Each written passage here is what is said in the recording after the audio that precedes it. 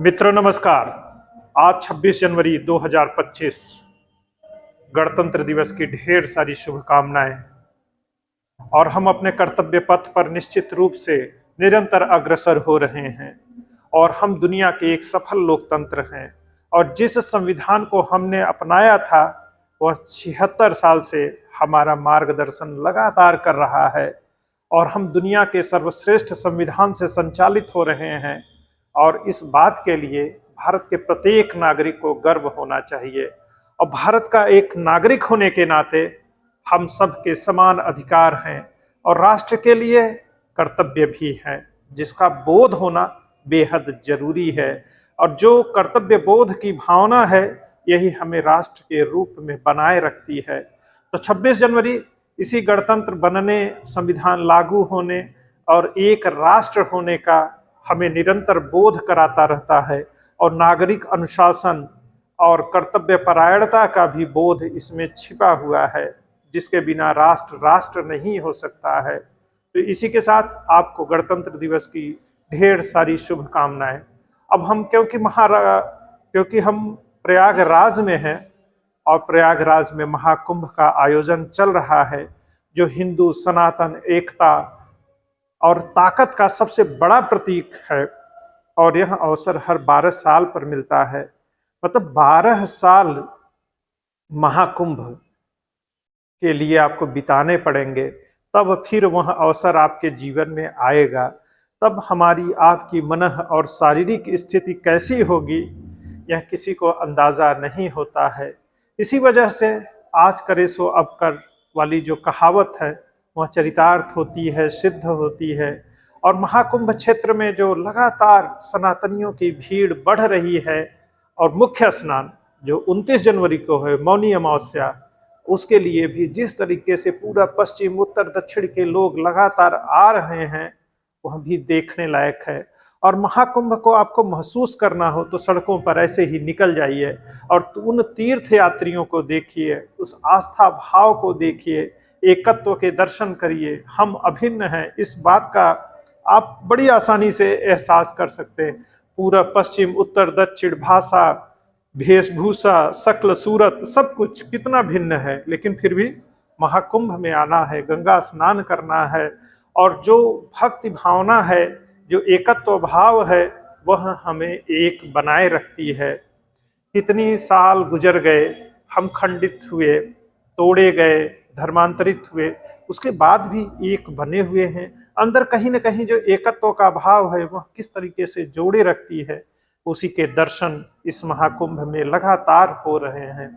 सोचिए 12-13 दिनों में 10 से 12 करोड़ लोग नहा चुके हैं और अकेले मौनी अमावस्या में 10 करोड़ लोगों के स्नान करने की संभावना है। और एवरेज प्रतिदिन 50 से 60 लाख लोग नहा रहे हैं। और सोचिए माँ गंगा में स्नान करके पुण्य कमाना और पवित्र हो जाना कितना आसान है, कितना सरल है। जहाँ कोई भेदभाव नहीं है, आप एक होकर स्नान कर रहे हैं। जहाँ कोई किसी का नाम नहीं पूछता, कोई पहचान नहीं पूछता, और एक पंगत और एक संगत में बैठ के ही सब कुछ होता है।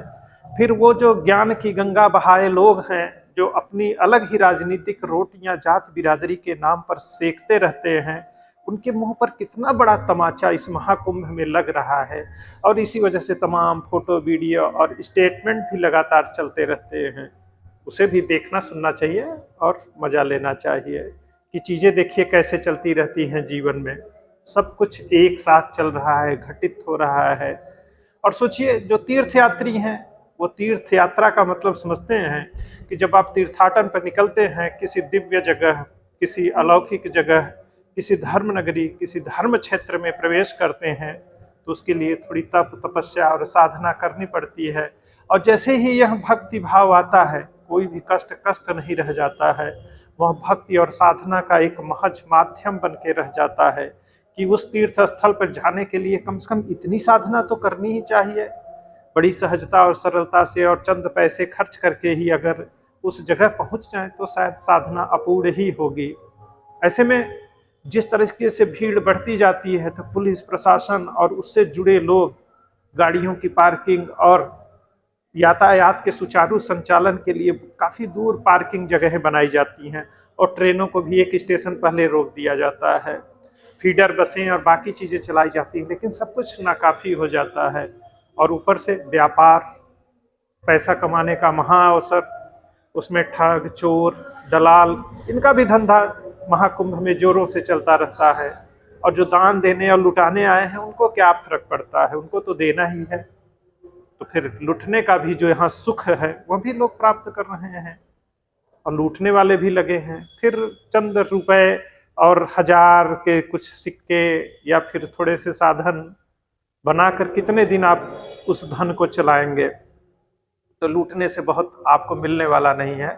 2-4, 10,000, 20,000, 50,000, लाख रुपए हो सकता है आप चोरी से, बेईमानी से कमा लें, लेकिन यह फलीभूत तो होता नहीं है। खैर, आपकी मर्जी, आप क्या चाहते हैं? ज्ञान ढूंढना चाहते हैं, दर्शन करना चाहते हैं, अध्यात्म में गोता लगाना चाहते हैं, व्यापार करना चाहते हैं, ठग हैं, चोर हैं, बेईमान हैं, आप क्या हैं? आपकी मन स्थिति पर निर्भर करता है। और जैसा जो देखना चाहेंगे, पाना चाहेंगे, सब कुछ मिल जाएगा। व्यापार, धन धान्य से पूरा मेला भरा हुआ है और सब कुछ वैसे ही चल रहा है जैसे चलती हैं।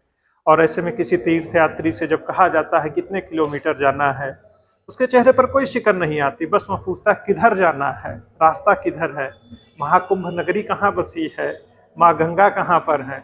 और जैसे ही वह वहाँ पहुँचता है और महाकुंभ के दर्शन होते हैं, माँ गंगा को देखता है, तो सच में जैसे माँ से मिलने पर खुशी होती है। बहुत दिनों बाद माँ के आंचल में जाइए, उसी तरह से लोग आह्लादित हो जाते हैं, प्रसन्न हो जाते हैं। और सारा कष्ट तो है ही नहीं, तप, तपस्या और भक्ति है। ऐसे लोगों को क्या फर्क पड़ता है, सर पे गठरी बांधे बस चले जा रहे हैं। किधर जाना है?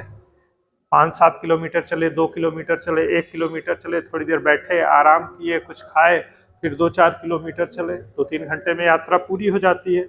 संगम किनारे गए, वहाँ भी आराम से बैठे हैं, नहाए, फिर कुछ खाया पिया, फिर आराम से निकल लिए। पहुँचना ही है, कौन सी जल्दी है? वैसे भी सब लोग तो यात्रा पर ही है ना।